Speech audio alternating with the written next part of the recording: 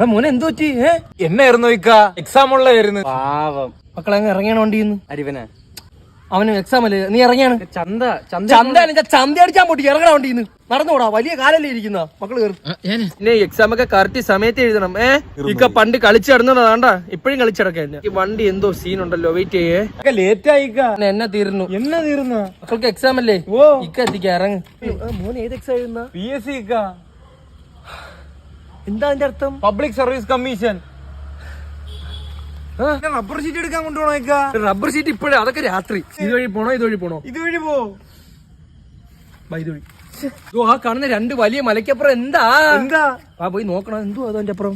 ഈ വയൽ കഴിഞ്ഞാൽ രണ്ട് കടലും കൂടെ കഴിഞ്ഞാൽ ഒരു പുഴ. അപ്പൊ സ്ഥലം എത്തി. നിങ്ങൾ എന്നെ വിൽക്കുവോ? എല്ലാം എടുത്തിട്ട് എനിക്ക് എന്ത് കിട്ടാൻ? എവിടെ പോയിട്ട് വരുന്നടാ? എക്സാം. ഇത്ര എളുപ്പ വഴി വന്നിട്ട് പോലും നിനക്ക് ഇവിടെ എത്താൻ പറ്റില്ല. നിനക്ക് നിങ്ങൾ യോഗ്യതയില്ല. നീ ഇത് ഇട്ടോണ്ട് ആ വയലിന്റെ നടുക്ക് കാക്കയെ ഒട്ടിക്ക്.